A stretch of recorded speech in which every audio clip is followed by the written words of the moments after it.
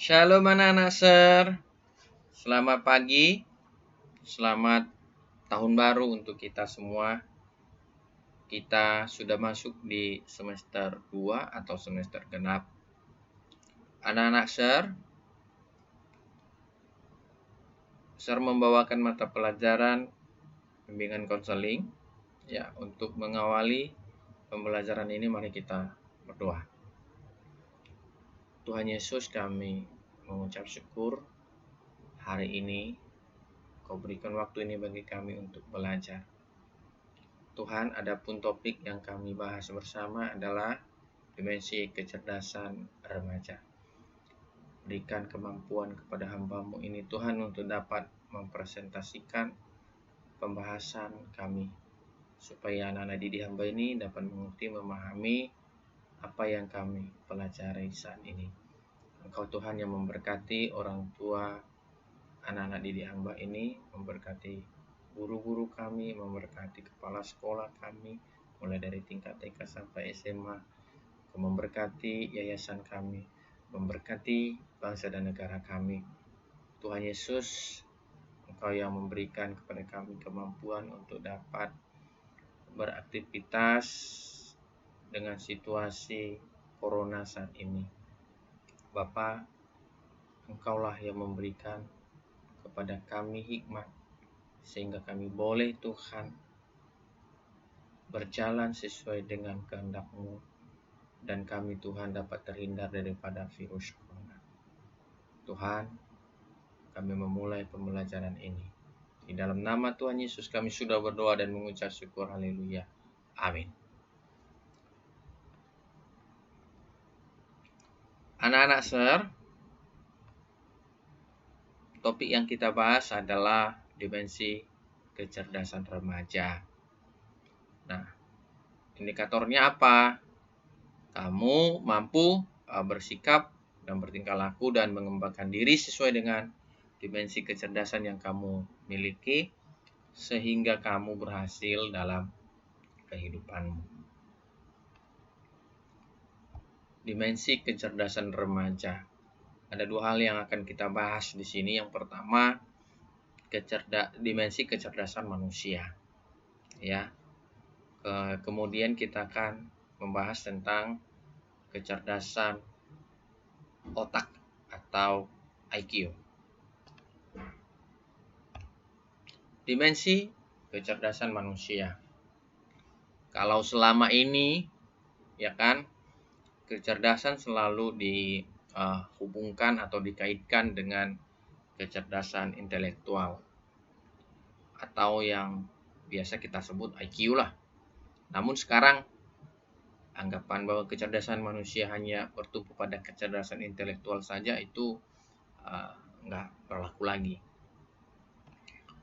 Menurut Stephen R. Covey, dalam hidup manusia ada 4 dimensi kecerdasan. Ya, yang pertama kecerdasan otak atau IQ. Apa itu kecerdasan otak atau IQ? Dimensi mental di mana kita dapat belajar keterampilan baru. Yang kedua, kecerdasan emosional, yaitu kemampuan seseorang untuk dapat mengendalikan emosinya dan membangun sebuah relasi dengan orang lain. Dan kecerdasan fisik. Ya, apa itu kecerdasan fisik? Di mana seseorang ya dapat menjaga stamina fisiknya, ya, sehingga dia dapat tetap fit dengan dia mengkonsumsi makanan yang sehat, bergizi. Tambah lagi dia mau berolahraga. Yang keempat, kecerdasan spiritual. Dia menyadari, memahami bahwasanya ada yang lebih berkuasa atas hidupnya, yaitu Tuhan. Sehingga dia dapat membangun sebuah relasi dengan penciptanya. Nah, jadi empat hal ini ya akan membawa seseorang itu kepada keberhasilan. Jadi ini harus seimbang. Satu contoh ya, sakit gigi ini kan menyangkut physical pism ya, atau PQ. Nah, kalau udah sakit gigi kita ini, bagaimana kita bisa konsentrasi dalam belajar? Nah, ini sudah menyangkut kepada IQ. Nah, kemudian bawaan orang yang sakit gigi kan maunya marah saja, maunya membentak orang. Nah, ini sudah menyangkut kepada emosional. Dan ada ya, ada lagi kalau dia beranggapan Tuhan gak sayang. Nah, ini sudah menyangkut kepada spiritual. Nah, jadi apa yang tadi sudah saya sebutkan tadi, misalnya kalau kita sakit gigi ini ya, Tuhan Yesus katakan mengucap syukurlah dalam segala hal, baik atau tidak baik. Nah, anak-anak share, seseorang kalau fisiknya sehat, ya, daya nalarnya baik, ya, emosionalnya dapat dia kendalikan dan memiliki spiritual yang sehat, yang baik, ya, dia akan dapat memperoleh keberhasilan. Ada seorang yang bernama Paul G. Stolz mengatakan ya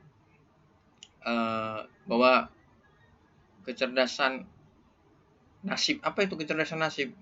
Ya, ada satu kemampuan untuk mengubah hambatan menjadi peluang. Nah, inilah yang disebut kecerdasan nasib atau adversity vision. Ya. Kita masuk kepada pembahasan kita, yaitu pertama kecerdasan otak atau kecerdasan intelektual IQ. Merupakan daya nalar dan logika seseorang yang berupa kemampuan untuk mempelajari keterampilan baru, menganalisis, dan lain-lain. IQ digunakan untuk memetakan kemampuan kognitif dan kesiapan seseorang untuk mempelajari sesuatu.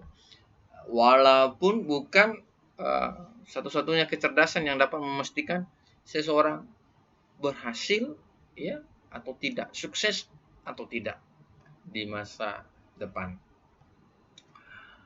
Kalau kita mau tahu seseorang itu memiliki IQ yang jenius, cerdas, rata-rata ataupun di bawah rata-rata, dia harus melalui tes IQ.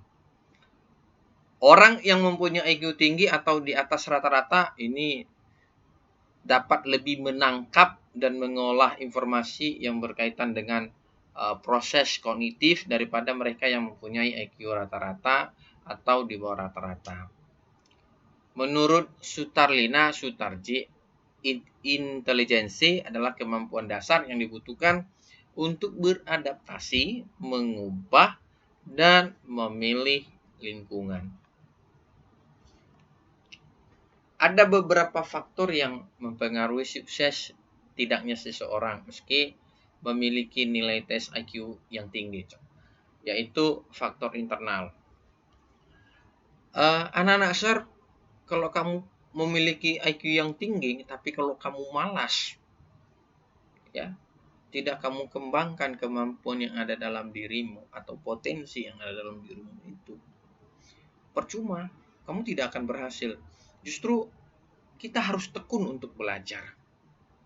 Nah, kita belajarlah dari semut. Sebagaimana yang dikatakan oleh Raja Salomo, hai pemalas, belajarlah kepada semut. Nah, semut itu ya, dia mengumpulkan makanannya di waktu panen. Kalau sudah musim hujan, ya, dia tidak akan lagi mencari makanannya, dia akan memakan makanan yang telah dia kumpulkan. Nah, jadi dalam kehidupan kita ini, kalau kita mau berhasil, ya kita harus tekun. Jangan bermalas-malasan. Yang kedua, faktor eksternal. Nah, ini menyangkut ya dengan fasilitas dalam belajar, ya, dukungan orang tua, ya, dukungan guru, ya, kemudian keadaan. Nah, kalau untuk sekarang situasi corona ini sebenarnya kita harus mampu mengubah, ya, penghambat belajar kita ini, ya, menjadi satu, ya, keuntungan bagi kita. Ya, kita dapat belajar melalui YouTube ini dan kamu dapat menyaksikan Sir, ya, mendengarkan presentasi yang Sir sampaikan ini. Nah, seharusnya ini menjadi peluang bagi kita untuk dapat belajar lebih tekun, ya.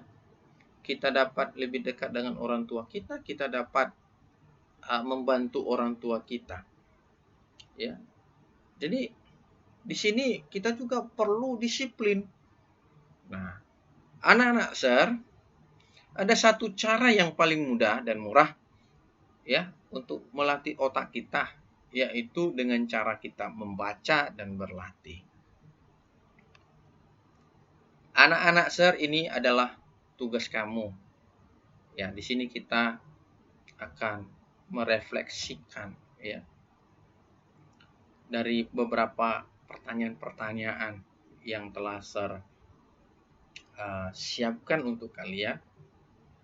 Kerjakan ini dan kirim tugas ini melalui WA.